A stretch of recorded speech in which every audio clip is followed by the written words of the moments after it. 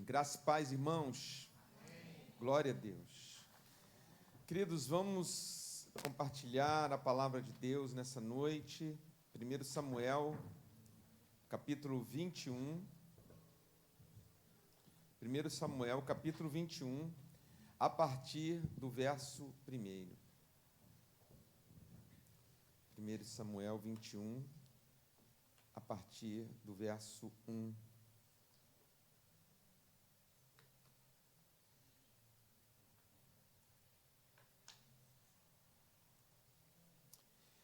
Diz assim a palavra do Senhor.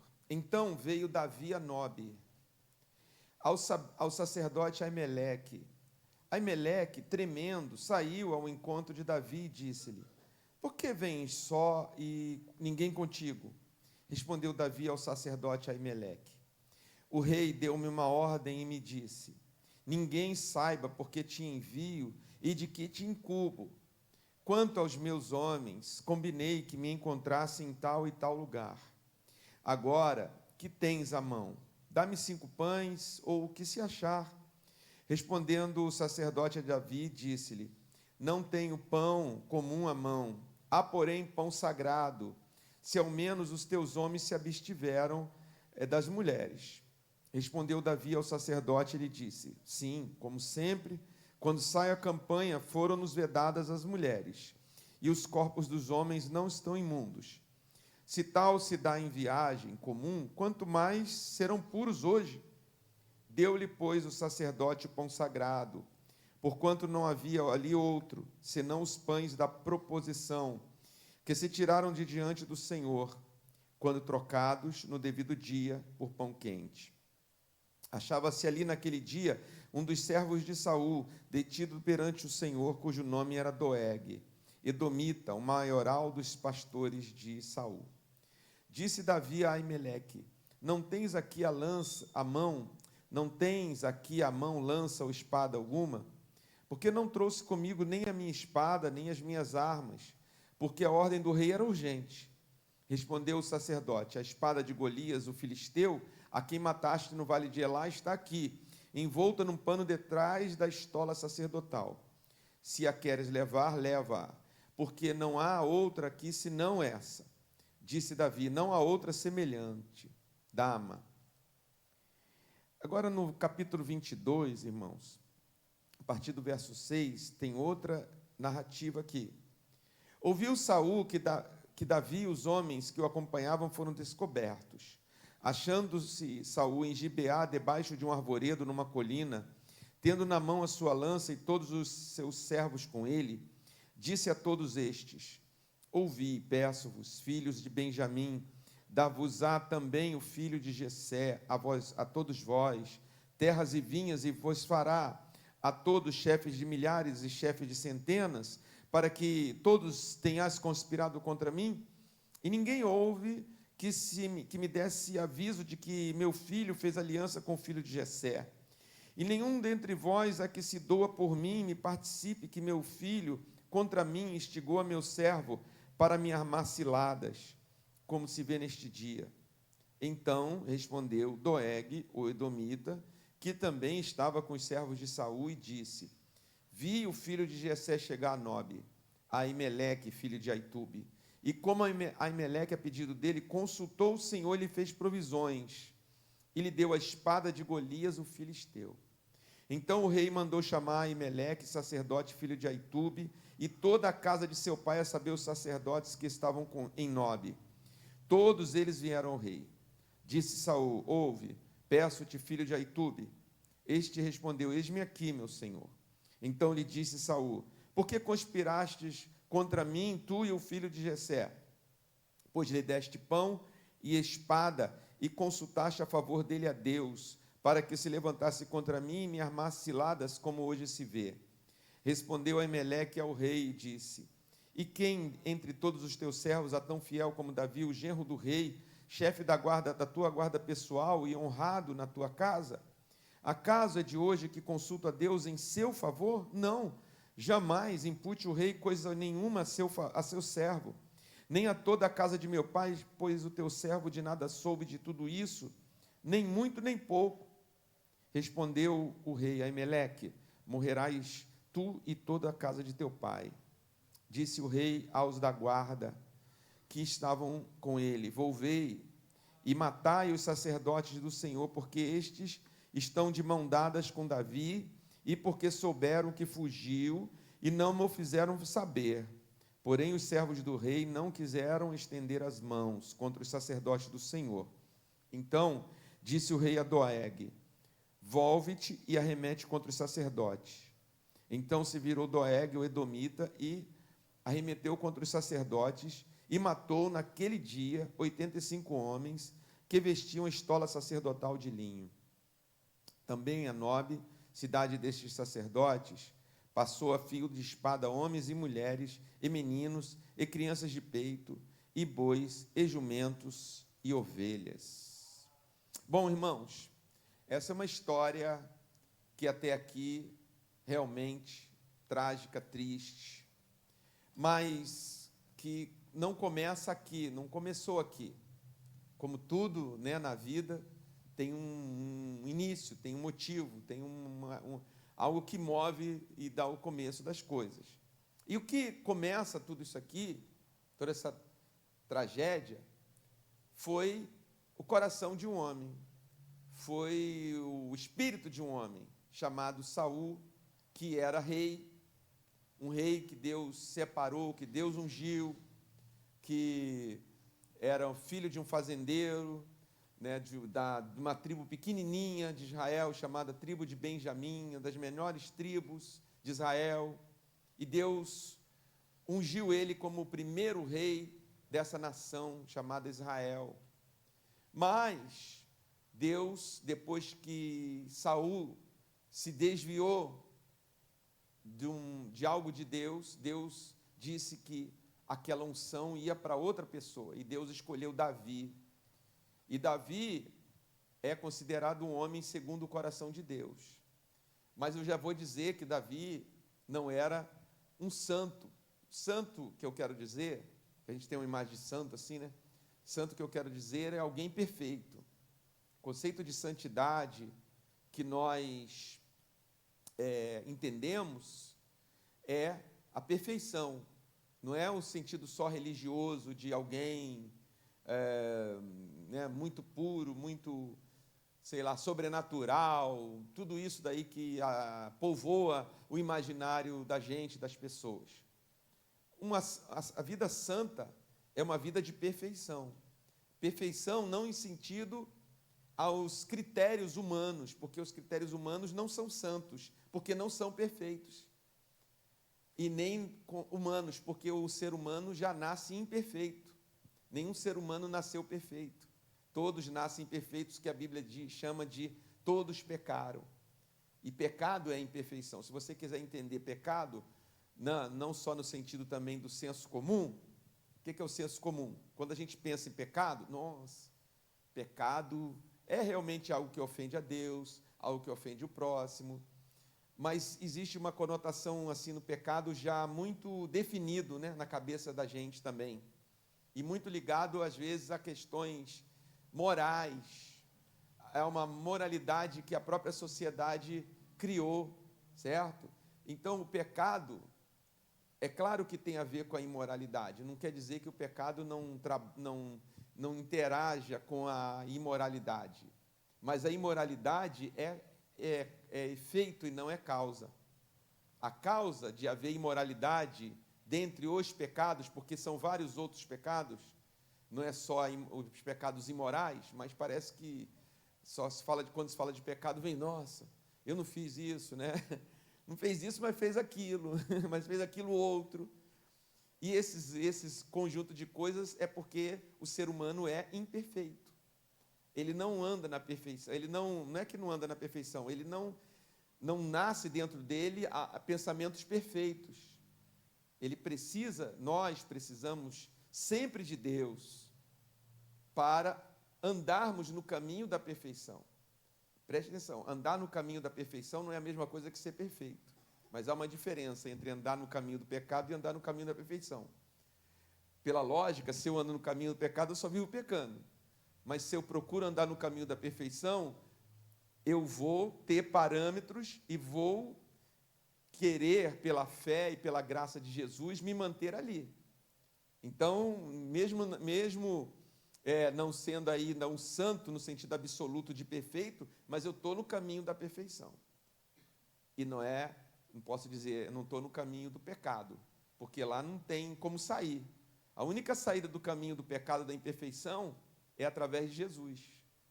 Tudo é Jesus, irmãos. Jesus nos tira de lá, nos põe no seu caminho, porque Ele é perfeito. E Ele está sempre conosco, como diz no Salmo 23, o Senhor é o meu pastor, ainda que eu ande pelo vale da sombra da morte. O vale da sombra da morte também pode ser dizer o caminho do pecado, né? O caminho da imperfeição. Ainda que eu ande no caminho Ele está comigo. Ele me tira de lá, e eu vou chegar no caminho da perfeição, eu vou me sentar com Ele um dia. O Salmo 23 diz tudo isso. Bom, mas enfim, eu estou aqui me enrolando na teologia, né? Enrolando no sentido de não enroscar, mas no sentido de, é muito gostoso, né, a teologia, essas reflexões, então me perdoem se eu... vamos ficar aqui na história, porque a história da história é que Deus vai trazer a mensagem para nós, amém? Bom, então Davi não era perfeito, mas estava no caminho da perfeição, assim como Saul também, mas só que Saul, em determinado momento, volta para o caminho da imperfeição e começa a ter atitudes imperfeitas, como o que ocasionou tudo isso. Ele começou a sentir ciúme. Do ciúme passa por um ódio, desse ódio passa uma arquitetura maligna, um plano maligno de extinguir a vida de Davi, que não era culpado de nada daquilo que causava o ódio de Saul. Davi sempre se colocou como um servo dele. Aliás, o sacerdote até disse isso. Mas esse homem sempre foi leal a você. Da boca dele sempre sai coisas boas, né? Ele é seu genro, é fiel ao Senhor, chefe da tua guarda pessoal, honrado na tua casa. Por que, né, o sacerdote até questiona assim, no momento que foi... Você deu ajuda a Davi? O sacerdote falou, mas eu ajudei alguém que é bom para você, é leal para você, teu genro, honrado na tua casa, não está tramando, não está fazendo nada de ruim contra você, certo? Então você vê que o testemunho que tinha de Davi a respeito de Saul era um bom testemunho. Ele temia o Senhor, entendia que Saul era alguém que era escolhido por Deus para reinar e que por isso merecia obediência, merecia segui-lo, mesmo quando Saul tentou matar ele, que quando aquele ciúme começou, diz o texto que um espírito maligno se apoderava de Saul. Ou, em outras palavras, vamos dizer assim, mais modernas, ele ficava fora de si, ele perdia a razão, ele perdia a lucidez, o ódio começou a crescer, e aí chamavam Davi para tocar. E quando ele tocava, ele se acalmava, ou o espírito saía dele, aí ele ficava calmo. Mas numa dessas que Davi estava tocando para ele pegou a lança e atirou para matar o Davi. E o que o Davi fez? Pegou a lança da parede, sei lá de onde ficou cravada, e era um homem, né, já treinado na guerra. Nessas alturas, o Davi podia muito bem, em legítima defesa, né, ter revidado, mas nunca revidou. Até nisso não tinha culpa o Davi para ter uma inimizade, dizer assim, não, eu estava meio fora de mim, atirei nele, ele tentou me matar, né? O rei teria razão para querer acabar com a vida de Davi, a razão dele lá, né? Mas nada, não havia. O que havia era o coração de Saul, apoderado pelo pecado, do caminho da imperfeição, e a brecha para o diabo insuflar para que ele matasse aquele homem chamado Davi, que era um homem que Deus tinha colocado no caminho da perfeição, que, mesmo sendo imperfeito como nós, se mantinha, e era o plano de Deus que ficasse Davi nesse trono. Então você vê que esses eram os motivos. E então, num dia que já não deu mais para suportar isso, Davi fugiu. porque o filho de Saul, Jonatas, disse: olha, realmente meu pai está decidido a te matar, foge e ele vai te matar, some. E ele pega e sai só com a roupa do corpo, para não morrer. Não deu tempo nem em casa pegar alguma coisa, nem na despensa pegar ali um sanduíche, né? Alguma coisa para viajar, sumir no mundo. Não, ele, do jeito que ele ouviu isso, ele sumiu. Sumiu e procurou esse lugar, esse povoado chamado Nob, porque ali estava o santuário do Senhor. Ali estava o santuário do Senhor. Então, em primeiro lugar, irmãos, que nós podemos tirar aqui como uma mensagem para nós. Inclusive, eu fico vendo, né, como Deus se move, como o Espírito de Deus se move, né, na igreja, né, nas reuniões. Quando o pastor Rosalvo começou a falar, ele disse exatamente isso. Ele disse: nós viemos à igreja para nos reabastecer, né, a minha palavra aqui, para nos reabastecer, para nos renovar, né, com tantas notícias, com tantas coisas ruins. Pois é exatamente isso que eu quero conectar. Quando Davi, sofrendo o que ele estava sofrendo, a perda de tudo, e buscar na mente o motivo para estar sofrendo, porque, irmãos, uma coisa é você estar sofrendo e não achar um motivo para isso. E você sabe que há muita gente sofrendo assim, que busca um motivo. Hoje eu estava assistindo aí um podcast à tarde, de uma psicanalista, nem conheci ali, que vai passando ali na timeline do YouTube, e ouvi aquela conversa ali e fiquei escutando. E ela falando, né, como uma pessoa vai, às vezes está perto do ouro, né, mas ela começa a acreditar nas vozes dentro da mente dela, dizendo assim: não adianta mais, você não vai conseguir, você não tem como. Ela falou: está pertinho, falta 1 metro de alcançar o ouro, mas já está tão cansada, às vezes vem de uma infância, vem de uma vida inteira, e ela já acredita naquilo ali, já formou na cabeça dela aquela: eu não vou conseguir, eu nunca vou chegar lá, não vai ser possível, não vai ser para mim. E às vezes está tão perto. Então ela estava dizendo que a gente precisa, né, tá pondo na mente: não, mas espera aí, será que só isso vai acontecer? Com pensamentos, no caso dela como psicanalista, dizendo: põe pensamentos. Mas espera aí, será que eu vou? Por que custa eu tentar mais? Por que custa eu continuar? Mas isso mostra que há muitas pessoas, isso é uma realidade, sofrendo dentro de si mesmos. Dentro de si mesmos, buscando, perguntando a si mesmo, essas tais vozes, né? Não é uma voz estranha, não, mas a sua própria voz, a voz da nossa mente, que vai lá dentro de nós. Porque, irmãos, o ser humano é muito complexo. Se a gente começa a só olhar a vida e trazendo nossas memórias, o que a gente já passou, o que a gente já lutou, você pode ter 15 anos, 12 anos, e falar: estou cansado da vida já. Cansei da vida, a vida é injusta, só tem injustiça, ninguém nunca me amou, ninguém nunca me deu uma palavra de apoio, só me empurram para trás, só me passam por cima de mim, quando eu, né, em todo lugar, pode ter 12 anos, pode ter 50, 60, 40, 30, pode estar no auge da carreira, da vida, e essas ideias estão ali martelando.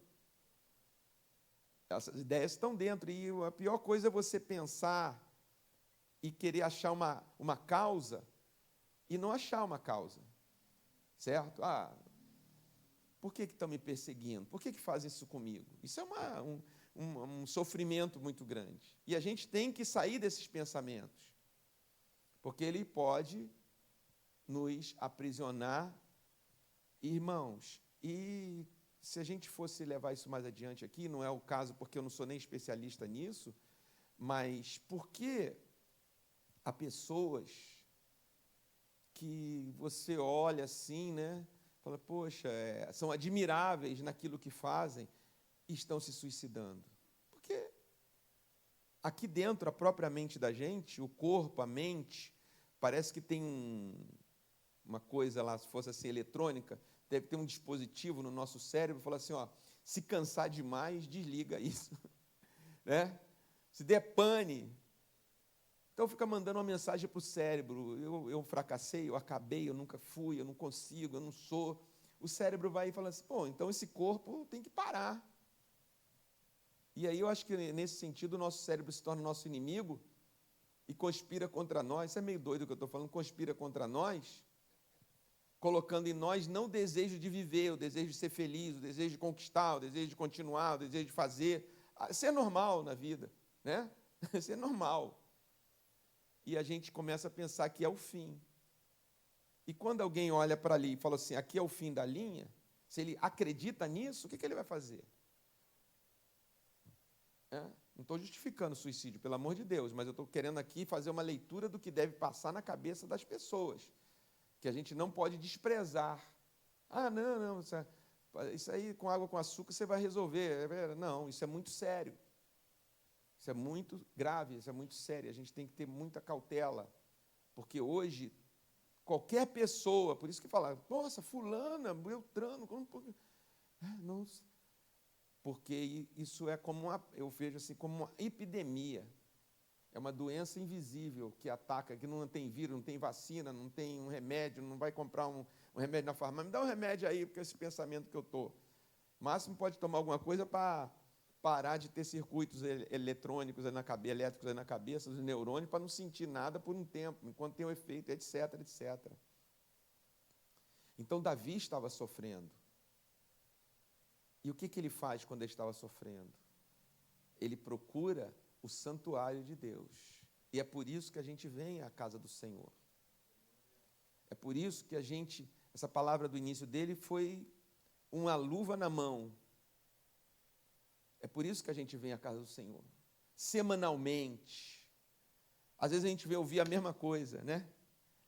Eu já ouvi isso, já fiz essa oração, já conheço toda a história do culto, vai começar assim, aí vai ter aquilo, né? Se você ficar só ligado nisso, você vai perder. Não é disso que se trata vir à casa do Senhor. Se trata de que nós não somos da turma de Saul. Nós não somos atiradores de lança. Se trata de que nós tomamos uma decisão, ouvimos o chamado do Cordeiro de Deus, que tira o pecado do mundo, e falamos, não vou mais andar no caminho do pecado, ou no caminho da imperfeição, quero andar nesse caminho. E por andar no caminho da perfeição é que Davi está sofrendo. E por andar nesse caminho é que as pessoas que têm fé em Jesus sofrem. Por quê, pastor? Porque você, no caminho da perfeição, se afastando do pecado, começa a pensar coisas boas. Você lê Jeremias e diz, eu que sei o pensamento que tem a respeito de vós, diz o Senhor, pensamentos de paz e não de destruição. E você quer saber que pensamento, e você começa a povoar, você começa a ficar até, vamos dizer assim, meio inocente, né? De boa fé, entendeu? Por causa do amor que impactou seu coração, o amor de Jesus, que perdoou você de tudo antes dele, e assim, antes dele eu era uma pessoa, agora sou outra. Então você fala assim, se eu passei por esse processo, né, Saul pode passar também. Uma hora ou outra ele vai parar de atirar lança, uma hora ou outra ele vai mudar, Deus vai fazer a obra nele, como fez na minha, vai acontecer. E quando acontece a desfeita, quando acontece a decepção, quando acontece a injustiça, que acontece mesmo, sei lá, diariamente, nós estamos expostos a isso, ou seja, esse confronto dos que andam aqui e daqueles que estão tentando, como nós, andar aqui, e a gente faz o quê? Volta para a escola de Saul, volta para a turma de Saul, fala assim, eu já fui, esse cara, ele erra o alvo, ele atira a lança e eu acerto. Por menos que isso, aí começa a ver aquelas memórias do passado, né? Uma vez, muitos anos atrás, eu estava numa loja evangélica, né? Agora, acho que nem existe mais essas lojas evangélicas, mas tinha, né? Você ia comprar um marca-página, você ia comprar não tinha nem CD naquela, vinil. Olha só que distante esse tempo, né? Não tinha nem CD ainda. Era pré-CD, vinil. Então, Lá na minha cidade eu tinha uma loja, eu ia lá. E aí eu estava assim, e tinham dois homens ali, já seus 20 e poucos anos, conversando. E um vira, e eu estava olhando aquela rodinha de marca-páginas, então eu estou aqui e eles estão do outro lado, né? Então, aí, sem querer, pá, minhas antenas captaram aquela conversa. Aí um falou assim, rapaz, você sabe de uma coisa? Quando eu era do crime, eu era respeitado.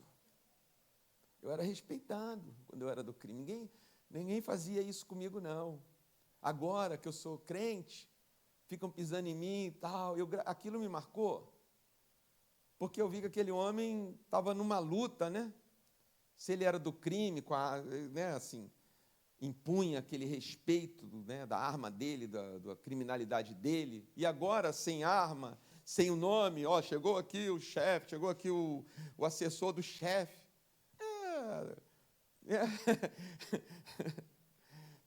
Pega o meu dinheiro e não me paga, né? Fala mal de mim, né? Dá um grito comigo, estou aqui, tipo assim, sei lá se foi isso, mas estou colocando. E aí fica esse conflito de ideias entre o que eu era e o que eu sou. E isso podia estar acontecendo com Davi. E isso acontece com a gente. Isso é um alerta. E o que a gente faz? O que a gente está fazendo aqui hoje? A gente vem ao santuário de Deus. Ah, pastor, terça-feira, 5 horas da tarde, eu não posso ir à igreja, então, mas você pode ir ao santuário de Deus. O lugar onde você busca Deus é um santuário. Um lugar onde você define, eu vou me encontrar com Deus, é um lugar santo. Pode ser dentro do seu carro, dentro do seu Uber, pode ser na sala da sua casa, pode ser lá no banheiro da sua empresa. Dá licença, eu vou ao banheiro, Senhor.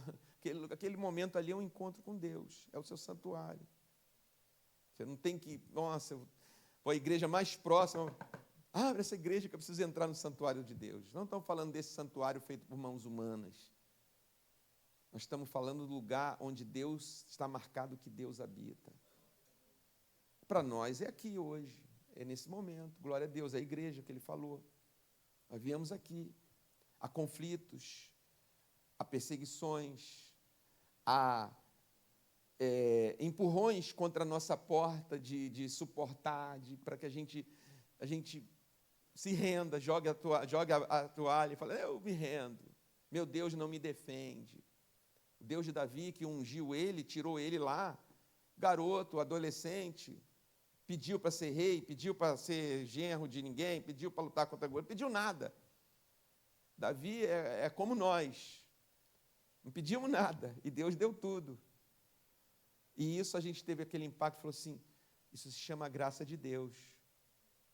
Saul é um cara que saiu também da vivência da graça de Deus e passou a viver segundo a carne.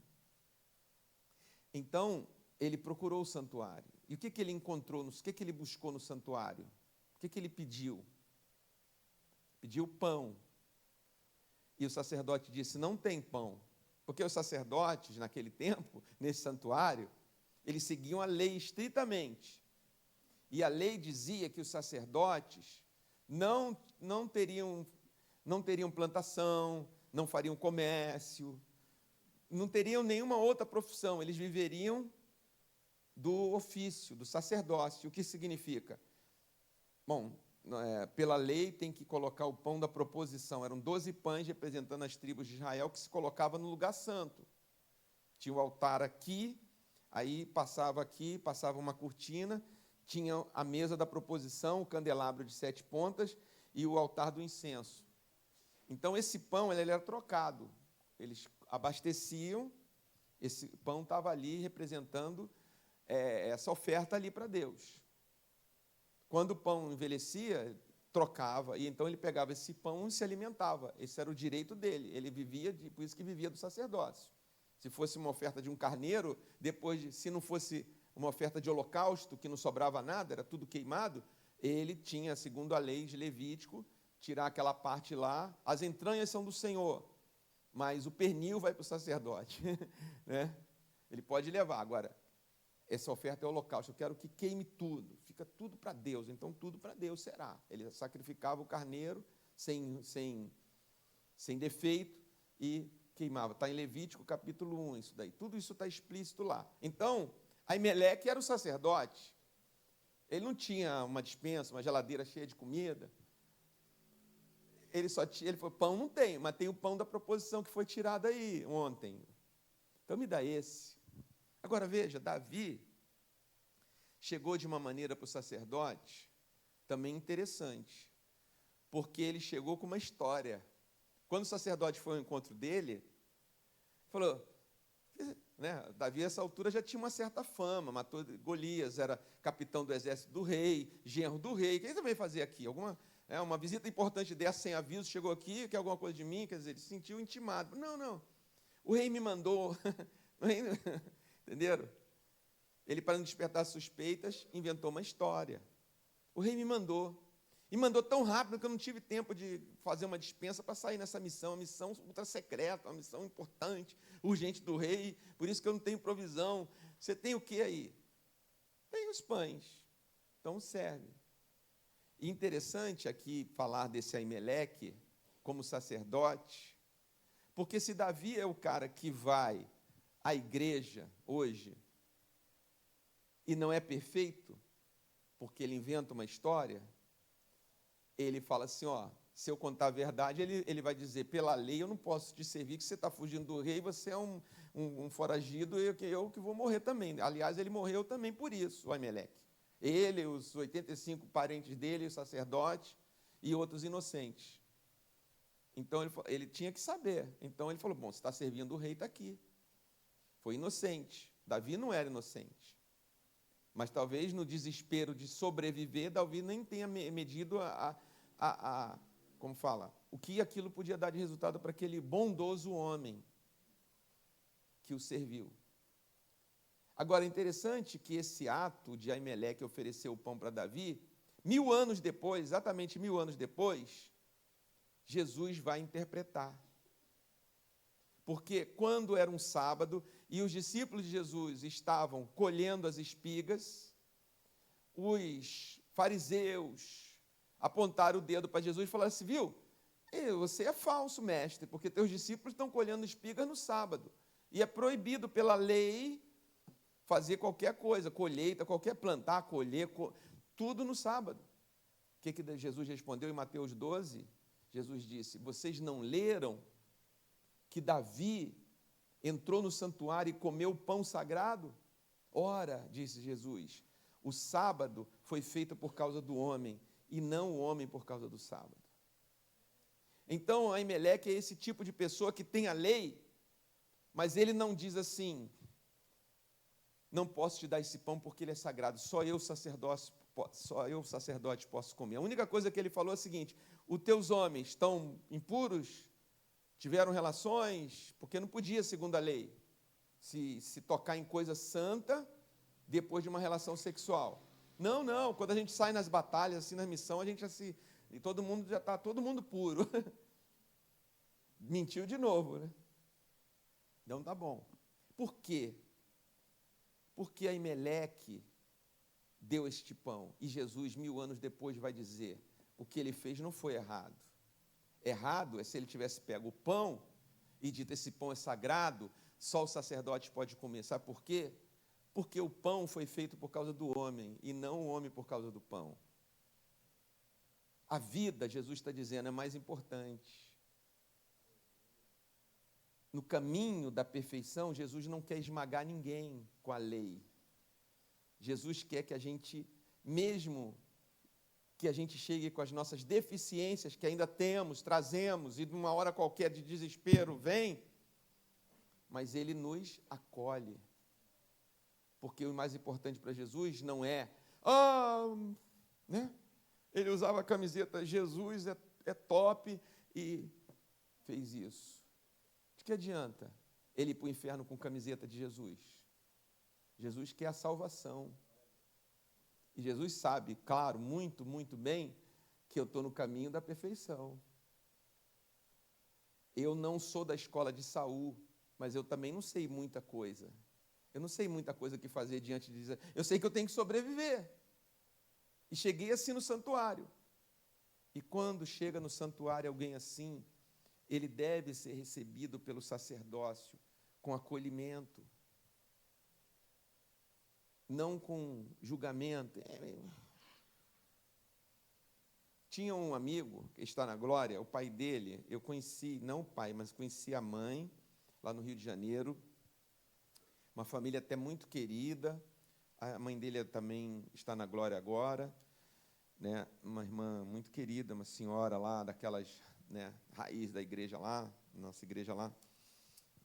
Mas eu conheci já ele na maturidade, assim, tal.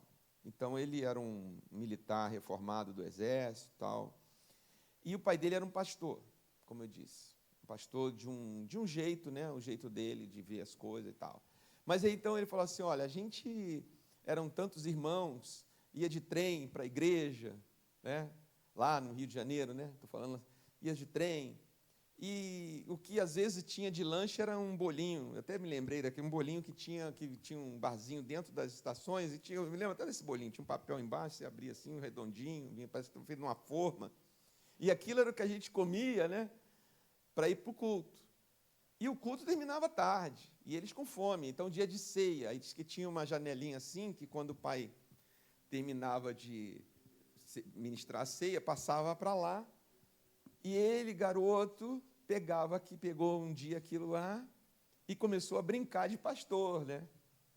Botou a família ali, os meninos, falou assim, comei-vos. Ele até falava assim, pegou o pão e comei-vos. Ele nem sabia o que, bebei-vos. Por isso ele tomou uma surra que a mãe teve que dar banho de não sei o que lá nele, para ele, né? Tamanho a surra. Porque quando, irmãos, a gente não... Hoje não se faria isso, né? Oh, graças a Deus. Mas hoje, às vezes, se falam palavras, se tem ações que não machucam o corpo, mas machucam a mente. E eu falei já que a mente hoje é o campo de batalha. Então, esse sacerdote chamado Ameleque falou assim, não, tudo bem, esse pão aqui, eu ia comer, né? Mas eu estou, sei lá, já tomei café, o senhor está com fome, pode levar. Veio o santuário, veio buscar o que eu tenho. O que eu tenho? Eu tenho oração, eu tenho esse pão, é sagrado. Sagrado para servir a vida. Tudo que sai do santuário de Deus é sagrado porque é para a glória de Deus. E a glória de Deus é salvar, é dar vida. Jesus disse, eu vim para que vocês tenham vida e vida com abundância. Não é para ser estocado, esse pão. Meu filho vai apanhar muito porque ele fez uma blasfêmia dessa. Aquele pão tinha que ser enterrado, aquele pão não podia ser tocado. Ninguém, não está escrito isso na Bíblia, não está escrito em lugar nenhum, mas os homens criam suas convenções e têm certeza que aquilo é o mais certo. A segunda coisa que Davi pediu foi uma espada. Ele estava indefeso, ele estava sem defesa. Você tem uma espada aí? O sacerdote, né? Meio absurdo, mas aqui é um santuário, não tem, mas tem a espada de Davi. A espada de Golias, desculpem, a espada de Golias ficou guardada aqui, aquele Golias que você venceu, que você livrou Israel dos filisteus. Hoje podíamos ser todos dominados pelos filisteus se você não tivesse derrubado aquela arma poderosa dele chamada Golias. Essa espada está aqui. Por que aquela espada estava ali no santuário? Porque todas as vezes que as pessoas iam lá orar, adorar a Deus naquele santuário, eles veriam aquela espada. E eles dariam glória a Deus. Memorizariam, Deus nos livrou, Deus ouviu orações, talvez feitas naquele santuário, Deus fez isso. Aquela espada era importante para aquele santuário, como memória. Mas memórias não salvam pessoas. Memórias não protegem pessoas. No máximo, dão motivação. A espada pendurada não serve a não ser para isso, para ser admirada. O tamanho da espada, quantos metros devia ter esse homem que empunhava essa espada. Nossa! E as crianças ficaram, quero, mamãe, visitar o santuário para ver a espada de Golias.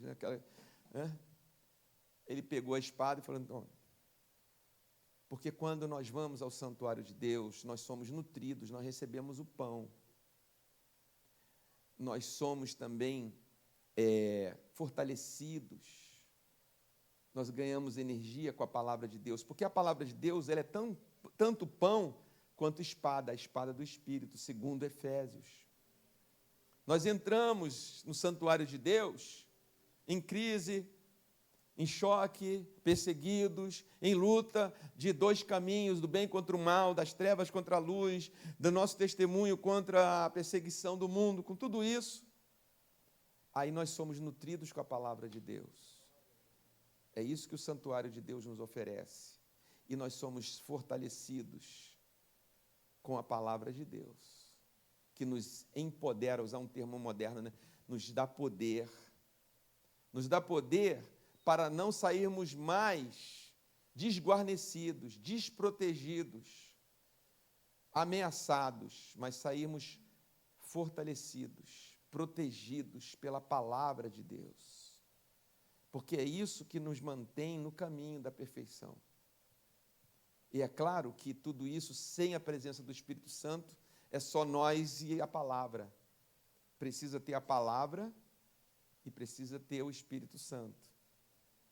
Porque é o Espírito Santo que vivifica, que transforma essa palavra numa verdadeira espada de dois gumes, que penetra até a gente também, para discernir nossos pensamentos, nossos sentimentos, nos dar direção.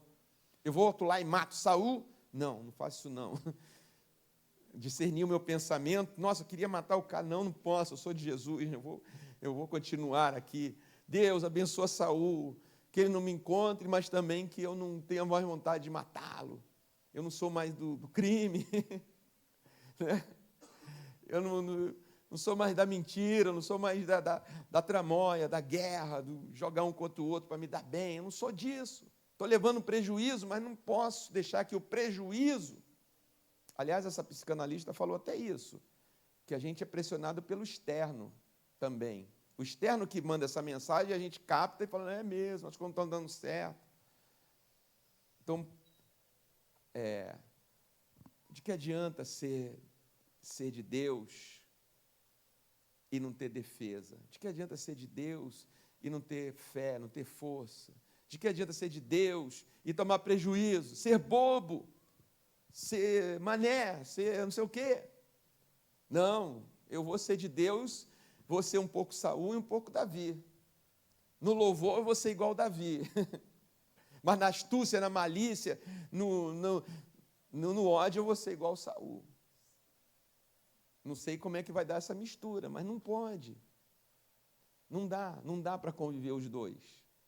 E a espada do Espírito, que é a palavra de Deus, dá discernimento. Aqui você está misturando as coisas. Tem pensamentos davídicos e tem pensamento de um poeta que faz salmo, né, que adora a Deus, que inspira pessoas, mas também tem um negócio de Saul em você aqui ainda. E você, por causa dessa crise, está querendo pegar lá a velha espada que você sabia usar muito bem. Então, o que você vai fazer? Não, eu já renunciei à espada, Senhor. Eu já renunciei a tudo isso. Já está morto com o Senhor, o velho homem. Isso já morreu na cruz. Esse aí já morreu. É o poder efetivo da espada do Espírito, de nos empoderar. Quem eu sou? Porque também tem muito disso. Uma luta pela nossa identidade atual. Quem eu sou? Eu sou de Jesus. E agora, então, né? Se Jesus não está te abençoando, mas eu sou de Jesus. Jesus não me contratou. Venha para o meu reino que eu vou te dar os melhores salários, as melhores coisas. Não tenho contrato, não foi assim. Foi o sangue dele que me comprou. É uma aliança, eu não sou contratado de Jesus. Ele me demitiu, não gosto mais dele, vou procurar outro, não vou procurar nada, vou fazer greve de Deus. Até que ele veja lá do céu e fala assim, desculpa, Ramon, poxa, fui mal com você. Não, Deus não é mal com ninguém. Eu sou de Jesus. Aconteça o que acontecer. É para o santuário dele que eu vou e vou buscar. É por isso que nós vamos e voltamos. E ouvimos a mesma coisa. Fazemos às vezes a mesma oração. E parece que as coisas não andaram. Andaram sim, você chegou até aqui. Você passou por muita coisa e chegou até aqui. Eu passei por muita coisa e cheguei aqui. Eu não acredito que eu cheguei até aqui. Eu não acredito que já estamos em agosto de 2024. Né? Eu não acredito que eu venci a semana passada. Não acredito que os aborrecimentos que eu possa ter tido já estão superados. E que eu não atirei nenhuma lança, eu não... Mas tem um cara nessa história chamado Doeg, que ele também foi ao santuário. E esse Doeg não é uma acusação para ninguém, é uma advertência.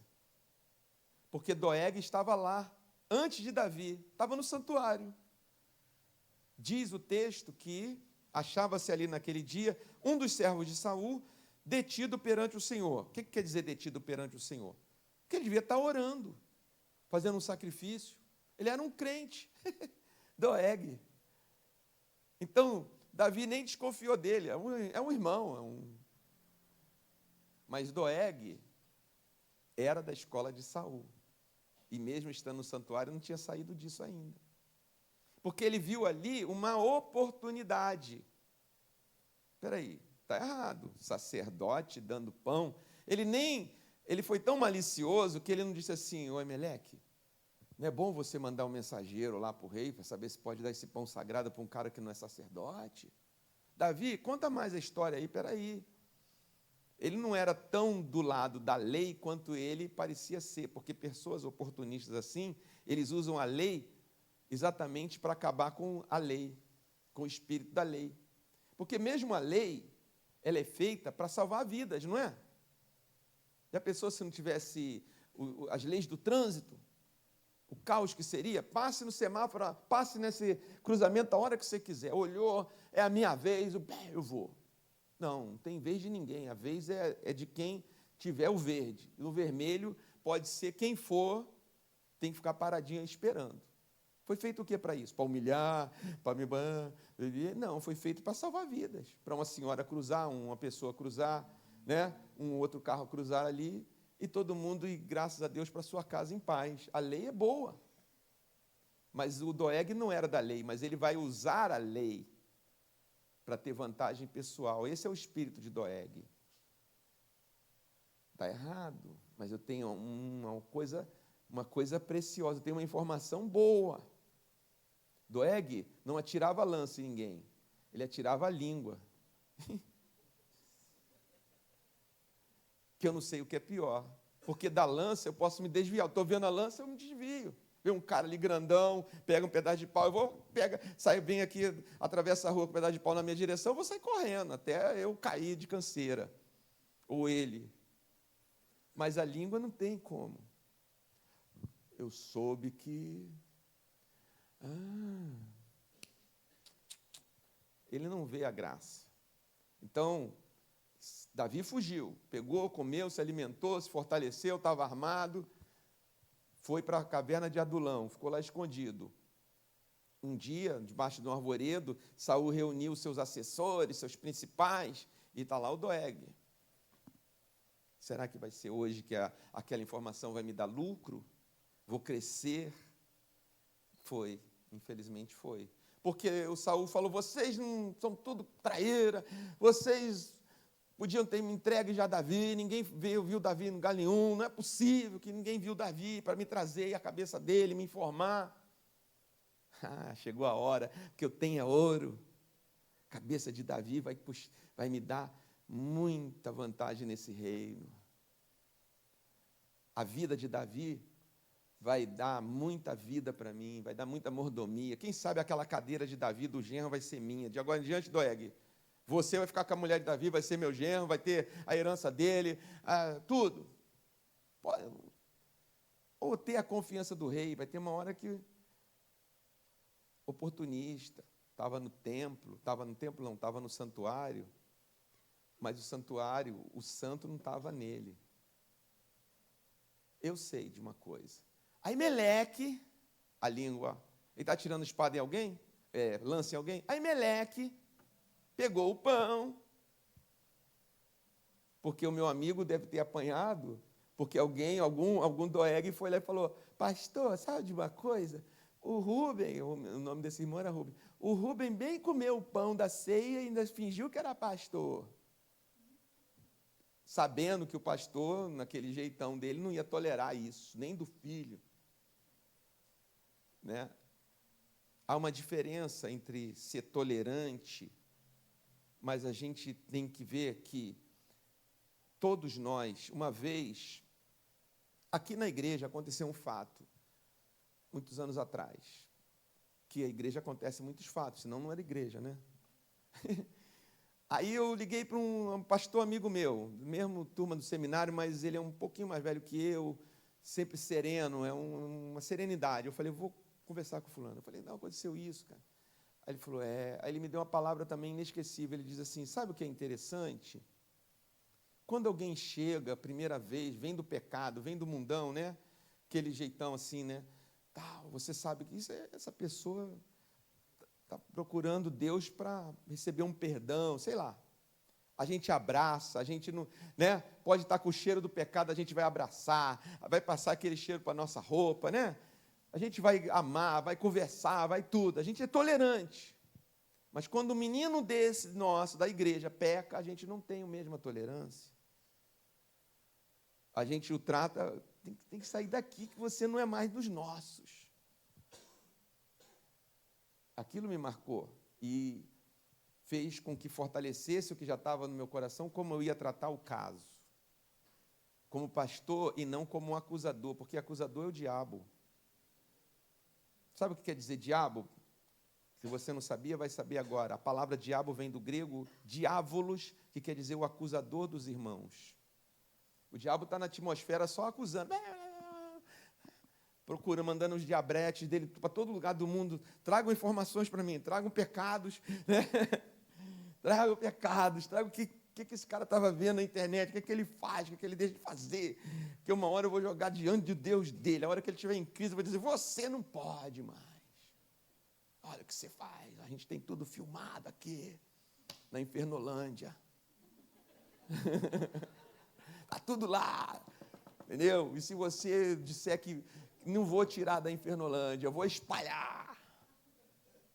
Porque você já é dos nossos, você está mais cá do que lá. Como diria o meu amigo pastor Edmilton, você está mais lá do que lá.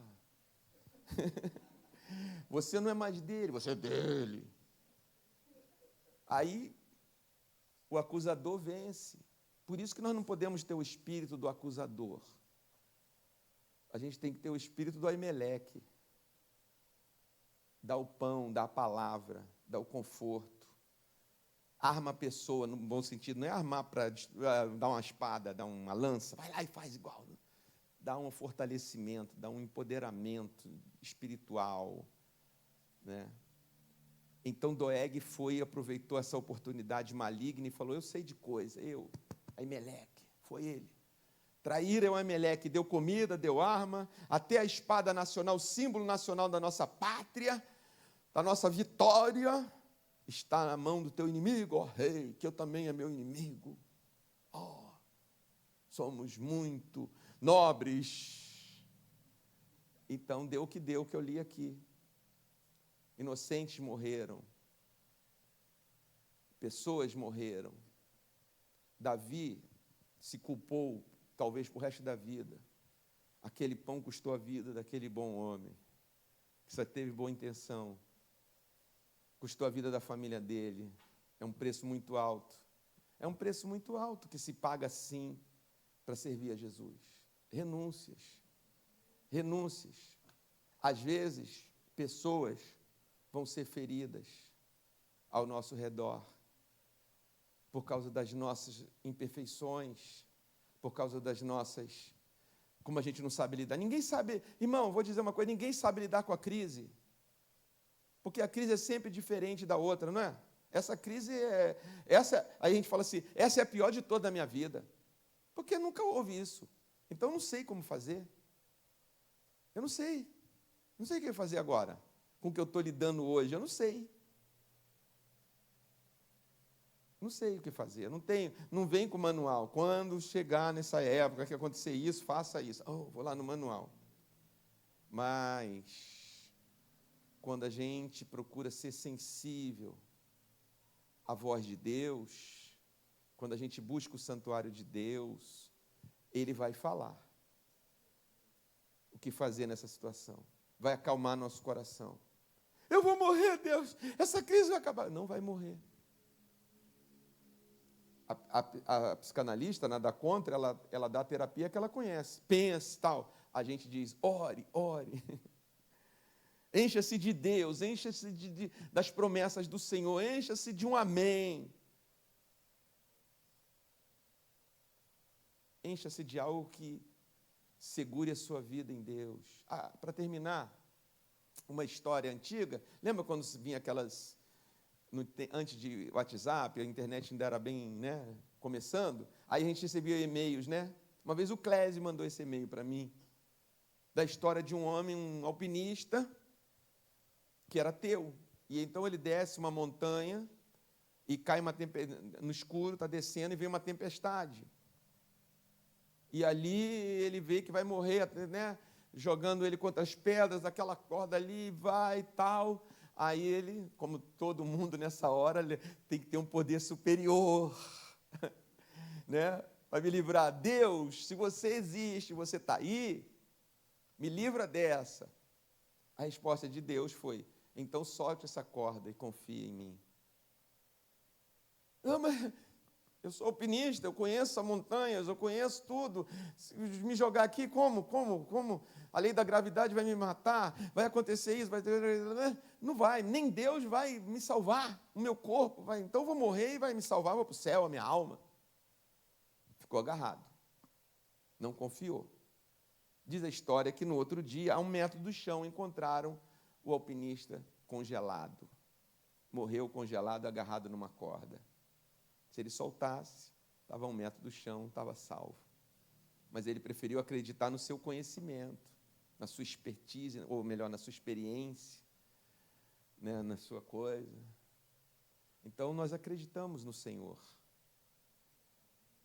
Quando a crise vem, quando a perseguição vem, tudo aquilo que você acumulou vai ser bom, mas às vezes vão vir coisas novas. Vai ter que vir um pão, vai ter que vir uma espada, vai ter que vir um sacerdote, vai ter que vir um novo encontro, vai ter que haver outra coisa, mas você sabe onde buscar. E eu quero convidar você nessa noite para nós orarmos, porque é o que nós viemos fazer aqui. O que nós fazemos no santuário? Nós viemos orar.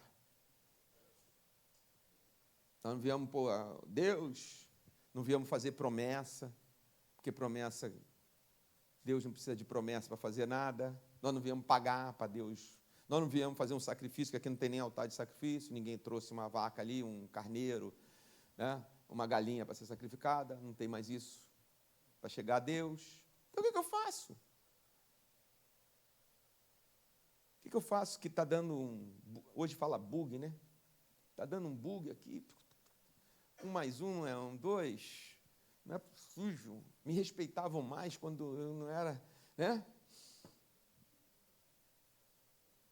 Agora, pago de, como é que fala? Pago de bobo, pago de mané, pago de otário, só porque eu sou crente? Vamos ver comigo. Talvez você tenha entrado aqui planejando amanhã a sua vingança. Quem sabe, né? A gente nunca sabe como a gente chega aqui. Ninguém nunca vai saber, só Deus sabe como a gente chega a cada culto, não é? Por isso que eu vejo que é um verdadeiro milagre. Ele falou isso também, é um verdadeiro milagre. Toda semana a gente via a igreja. Porque se dependesse de nós, muitas vezes a gente não vinha mais, né? Vinha mais assim, vou resolver meu problema. Eu tenho que ficar impuro, que amanhã eu vou fazer um negócio que Deus não pode estar perto. Quem me ofendeu vai me pagar. Entendeu? Amanhã eu vou voltar a ser um agiota, eu vou cobrar com juros tudo que fizeram contra mim. Então não posso ir à igreja, me santificar e amanhã, né? Então tal. Mas a gente vem com esses pensamentos, com esse sentimento, com essa raiva, com essa ira às vezes, né? Ou sem a força de uma ira, de uma coisa assim, mas a gente vem na força da depressão, a força do desânimo, a força do abatimento, que aquilo aconteceu com nós. A gente está aqui. E aí, o que eu vou fazer amanhã? Amanhã eu vou me encontrar com aquela figura de novo. Amanhã aquele grupo de WhatsApp vai mandar aquilo lá de novo. Amanhã aquela notícia deve estar correndo por aí, meu nome está na boca de cachorro, que não é osso. E aí, como é que eu vou? Tá, tudo bem, eu já entendi que Deus, santuário, mas e para limpar isso aí que fizeram? Então, Davi fez o que nós estamos propondo aqui. Vamos orar. Porque estamos no caminho da perfeição sendo imperfeitos. Crendo que aquele que nos chamou é fiel para completar a obra que ele começou. Essa fé que a gente vai revitalizar nessa noite, essa fé que a gente vai reabastecer, e talvez amanhã, tudo aquilo que você esperou não vai acontecer. Talvez amanhã você seja recebido com um café da manhã. Quem sabe, milagres acontecem. Quem sabe um abraço, meu querido, perdoe, aquilo, tal. É difícil hoje em dia, eu reconheço, mas pode acontecer. E se não acontecer, você vai estar em paz, que é o mais importante. Você pode olhar nos olhos ou lembrar de quem ofendeu e, como a gente diz, né, Pedro? Sabe o que isso significa? Nada, né? A gente criou um negócio ali, né, no nosso lazer. Quando alguém faz uma jogada ali, você vê, sabe o que isso significa? Nada. É a maneira da gente se consolar, né? Tá bom, você não me ofendeu, eu não estou triste, eu não estou abatido, eu não estou desanimado pelas suas atitudes. Espero que você deixe de ser um doeg e se torne alguém segundo o coração de Deus, como eu. Venha andar aqui junto, ou se não der para andar junto, mas antes nesse caminho, procure um grupo de Davis, gente que peca, mas que busca, gente que é injustiçada, mas que busca. Vamos nos colocar em pé? Por favor. Vamos nos colocar em pé. Como aquela música diz, eu creio no poder da oração, eu creio nos joelhos que se dobram. Eu creio no Deus que livra. Foi cantado. Por isso que eu falo, irmãos, é tão tremendo isso, né? Você vê o Espírito Santo arrumando o culto, né? Ele que é o organizador, né? Pôs essa palavra no pastor Rosalbo, os cânticos foram isso, quebra as cadeias, né? Você vê como é tudo coordenado, a palavra que ninguém sabia que eu ia trazer a mensagem. Tudo é organizado pelo Espírito Santo para este momento. Esse momento de você e eu nos posicionarmos. Eu não vou convidar você a vir à frente, para que você também não fique assim, se auto... Não. Mas nós vamos orar dos nossos lugares hoje.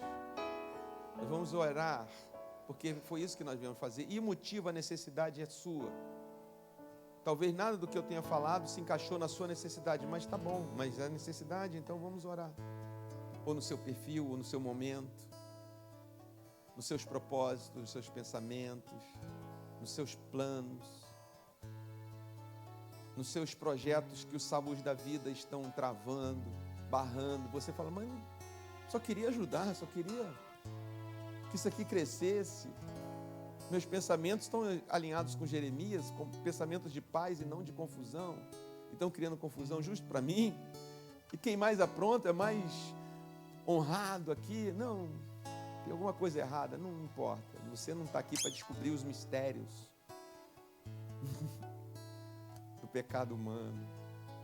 Mas nós estamos aqui para sermos nutridos, fortalecidos, robustecidos com a defesa da fé do Senhor. Por isso, Senhor Jesus, neste momento nós queremos devolver, na forma da nossa oração, aquilo que o Senhor falou conosco como uma resposta. Queremos devolver a resposta. O Senhor já sabe todas as necessidades, todos os momentos. Senhor Jesus, talvez alguém chegou aqui e diz: poxa, hoje, graças a Deus, mas talvez se o senhor saiba que na quarta-feira, na quinta-feira vai acontecer algo para abalar essa pessoa, mas ela vai lembrar de não ser Davi, Doeg, aliás, não vai lembrar de não ser como Saul, vai lembrar do Senhor, do santuário do Senhor, de buscar o Senhor. Por isso todos nós nessa noite, Pai, estamos aqui diante de Ti, pedindo que o Senhor nos livre em primeiro lugar, nos guarde de nós mesmos, nos guarde das coisas que a gente nem sabia que estava ali guardada em nós e algo traz à tona. Nos livre disso, que possamos deixar aqui hoje, nessa oração, qualquer tentação de voltarmos, regredirmos, nos revestirmos das velhas armaduras, das velhas espadas enferrujadas já, atiradas no mar do esquecimento, mergulharmos lá para pegar aquela velha espada, deixamos tudo isso aqui, já está no mar do esquecimento. Quando o Senhor nos perdoou na cruz, tudo isso foi atirado lá, todas as histórias, todas aquelas memórias que hoje podem vir porque estamos vivos, mas não nos fazem mal. E também, Jesus, qualquer perseguição, qualquer ação que o Senhor sabe que a gente sofre. O Senhor disse: no mundo tereis aflições, mas tende bom ânimo. Se estiver alguém aqui, pessoas aqui sofrendo aflições, livra, Senhor, livra, traz o livramento. Nós somos frágeis, não dá para aguentar tanto tempo ou muito tempo, às vezes, uma coisa que dói. Cura. Falando nisso, Jesus cura o sentimento, os ressentimentos que já causaram danos nas emoções, nos pensamentos, travaram as ações, as atitudes. Cura nessa noite, Jesus, cura. Eu peço ao Senhor, porque o teu santuário é lugar de cura. Nós viemos buscar cura também no santuário. Nós viemos buscar cura para a alma, cura para a vida. Queremos sair saudáveis, com saúde física, espiritual, emocional, relacional. Que sejamos assim inspiração de saúde, como aqueles atletas nas Olimpíadas, todos são inspirações para o esporte. Tanta gente deve ter matriculado em algum lugar, ou descoberto que queria fazer aquilo, porque foi inspirado. Tantos falam, como o próprio Pelé disse, vendo a Copa de 50, prometeu ao pai que ainda ele ganharia uma Copa. Então o Senhor nos inspire a caminharmos contigo e sermos inspiradores, mesmo no silêncio, na atitude, no jeito de andar, no jeito de falar, no jeito de ser, nessa semana, porque nessa semana o nosso cenário, onde nós vamos entrar, voltarmos para casa, e mesmo em casa, que é um lugar é ali que tem tantos ligações de coisas emotivas armazenadas, que às vezes a gente nem quer resolver ou não falar, não sei, mas ajuda que essa semana seja de paz, de soluções, de que nossos lares sejam esses verdadeiros lugares de paz, de descanso, para o corpo, para a alma e para o espírito, sejam santuários de adoração, de louvor, da palavra, como a pastora disse, jejum, palavra, de adoração, de reflexão de Deus, de graças a Deus pelo pão que eu tenho, graças a Deus por tudo que Deus tem me feito e me dado. Muito obrigado, Senhor. É isso que nós oramos aqui nessa noite no teu santuário. E o que não oramos, o Senhor sabe também. Às vezes não falei porque não sei o que dizer além disso, mas o Senhor sabe todas as coisas. E por isso nós te agradecemos. Agradecemos pela vida de todos os pais que aqui estão. E agradecemos aos pais dos filhos que aqui estão também, que o Senhor dê saúde aos pais.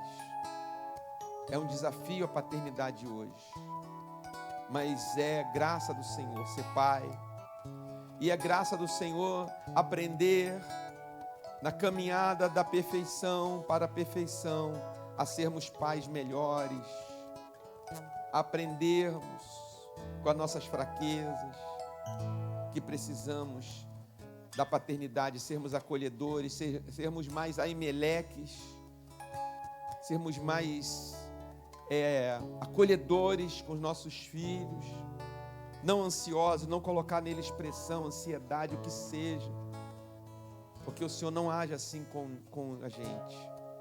Então que não sejamos assim também, às vezes sem querer, sem saber. Nos dê essa graça da paternidade, que é uma bênção, porque o Senhor revelou o Pai para nós. Deus se revelou como Pai e o Filho trouxe o Pai para nós. E por isso eu te louvo e te agradeço por esse dia maravilhoso. E que o amor de Deus, o nosso Pai, que a graça do nosso Senhor e Salvador Jesus Cristo, que a comunhão e as consolações do Espírito Santo estejam conosco hoje todos os dias, em nome de Jesus. Amém. Glória a Deus. Uma semana abençoada para todos nós, irmãos.